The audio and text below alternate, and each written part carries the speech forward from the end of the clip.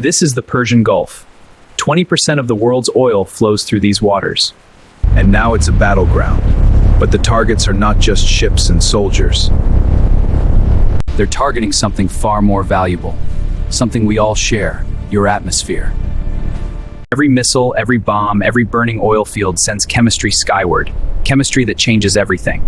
The U.S. Department of Defense is the world's largest institutional emitter of greenhouse gases. But what does a war thousands of miles away have to do with the air you're breathing right now? Every gallon of jet fuel follows a simple equation. Hydrocarbon plus oxygen becomes CO2, water, and energy. But in war, combustion is never clean. It's incomplete, violent, and far more toxic.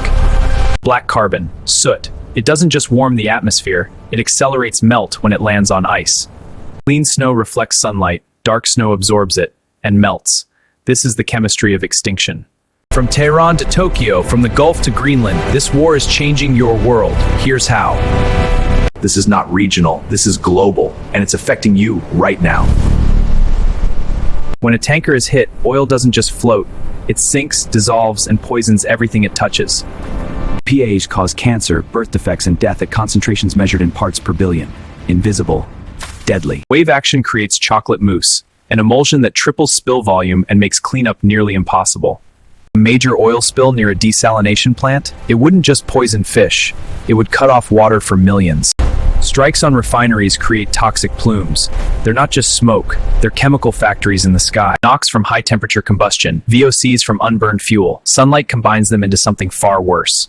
Ozone high up protects us. Ozone at ground level? It's a toxic gas that damages lungs and crops. Burn plastic in a refinery fire and you create dioxins, among the most toxic substances ever made, ever. Heavy metals from destroyed factories. They don't break down, they accumulate. In soil, in water, in you. Sulfur and nitrogen oxides become acids in clouds. The rain that falls poisons soil, water, and life. Rain percolates through destroyed factories, thus dissolving chemicals. It carries them down into groundwater. 120 documented incidents across a dozen countries, and the pollution crosses every border on Earth. Every attack adds a risk premium to oil prices. Fear becomes dollars, and you pay it. War risk premiums for tankers surged 100-fold.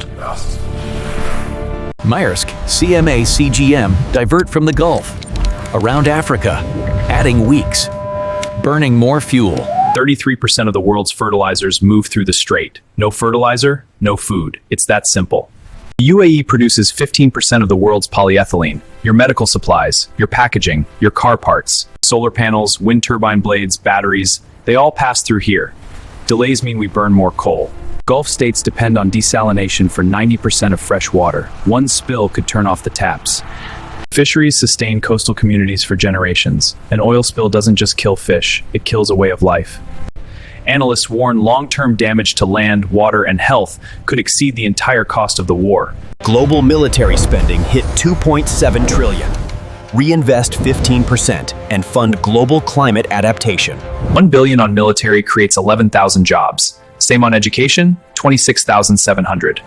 Ukraine war emissions, 311 million tons CO2. That's France's annual total, 57 billion in damages. 20% of world's oil through the strait.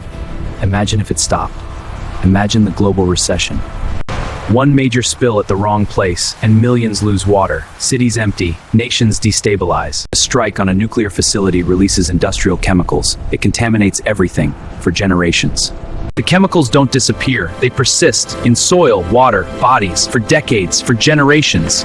Every refinery fire sends black carbon north. It settles on glaciers, they melt faster, seas rise. Toxins concentrate up the food chain. Parts per billion in plankton become dangerous in the fish on your plate. But every ton of CO2 from this war makes climate goals harder. 1.5 degrees, slipping away. High energy prices from conflict push countries back to coal, the dirtiest fuel, the easy choice. Modern supply chains are miracles of efficiency, but one break fractures the system. Insurance works when risk is calculable. War pollution isn't. The industry pulls back. Who pays? You do. Behind every statistic, every chemical formula, every economic model, there are faces and suffering. The question isn't whether this is happening. The question is, will we do anything about it?